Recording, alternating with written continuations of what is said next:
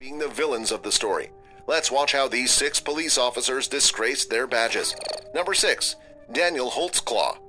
Daniel Holtzclaw, an ex-Oklahoma City officer convicted of rape and other charges after he preyed on African-American woman over 6 months, was sentenced to 263 years in prison, as recommended by the jury, according to his attorney. The sentence comes just over a month after a sobbing Holtzclaw was convicted on 18 of 36 counts, including 4 counts of first-degree rape and 4 counts of forced oral sodomy. Prosecutors said Holtzclaw selected victims in one of Oklahoma City's poorest neighborhoods based on their criminal histories, assuming their drug or prostitution records would undermine any claims they might make against him. Then, he would subject them to assaults that escalated from groping to oral sodomy and rape, according to the testimony of 13 victims. Holtzclaw, whose father is a police lieutenant on another force, waived his right to testify. 2 of those women shared their stories with media, recounting horrific memories of being forced to perform different acts by a serial rapist with a badge who was supposed to protect and serve. Attorney Benjamin Crump, who represented the families of Trayvon Martin and Michael Brown, has criticized the media, asking, "Where is the national outcry for their justice?" Crump praised the sentence Thursday, saying it was a landmark victory. Defendant is guilty of the crime of sexual battery and set punishment at 8 years. Procuring lewd exhibition. Defendant is guilty of the crime of procuring lewd exhibition and punishment is set at 5 years. Defendant is guilty of the crime of forcible oral sodomy and punishment is set at 20 years. Forcible oral sodomy. Defendant is guilty of the crime of forcible oral sodomy and punishment is set at 16 years. Mr. Holtzclaw, this jury finds you guilty of the various counts.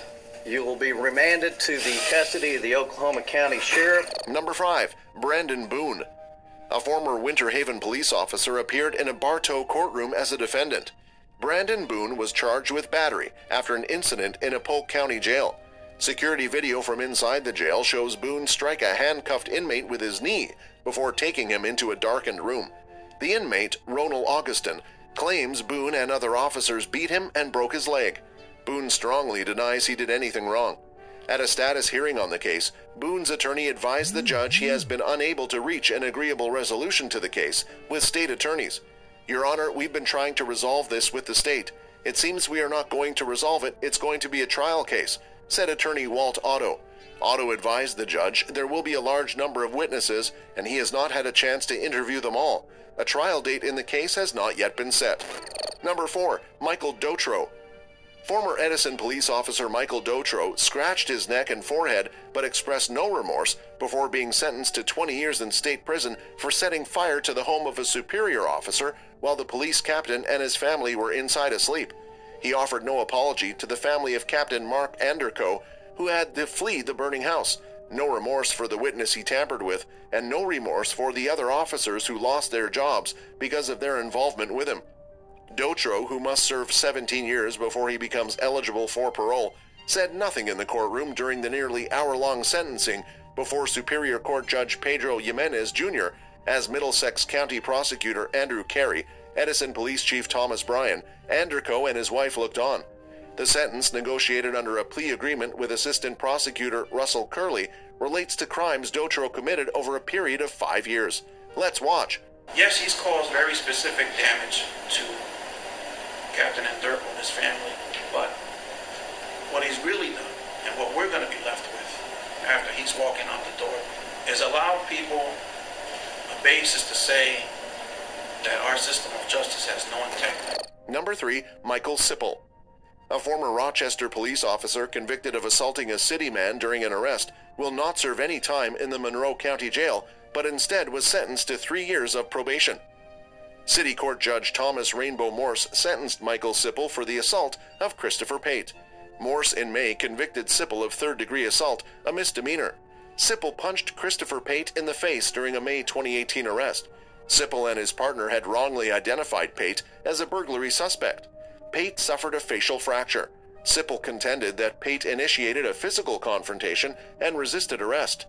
Morse spoke for nearly 90 minutes before imposing the sentence, explaining in detail why he concluded that Sipple's use of physical force was excessive. "You should have restrained yourself that day," Morse told Sipple. But the judge also spoke at length about the impact of post-traumatic stress and how it clouded the actions of both Mr. Pate and Officer Sipple on the day of their confrontation. Let's watch. The moment you took that yellow taser out of its holster, you were way beyond in the court's view. I'm placing you on probation for a period of 3 years. Number 2, William Demby Jr.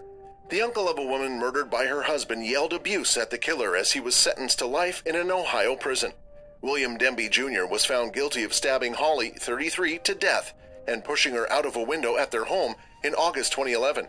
As the 45-year-old was sentenced, one of Holly's relatives had to be restrained and removed from the courtroom after screaming at Demby. "You cut her throat twice. You stabbed her 8 times, you cold-blooded killer. I've had enough." Leslie Gregg screamed as family and court officials restrained him. His comments came as Demby accused his mother-in-law Cheryl Folds of failing to care for his and Holly's 7-year-old son properly. The former corrections officer had been found guilty earlier of murder, felonious assault, and domestic violence after killing Holly at their Grafton Township home. The couple had argued on August 11, and Demby had chased his wife upstairs with a combat knife.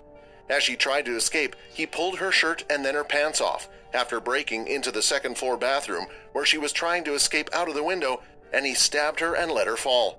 Let's watch the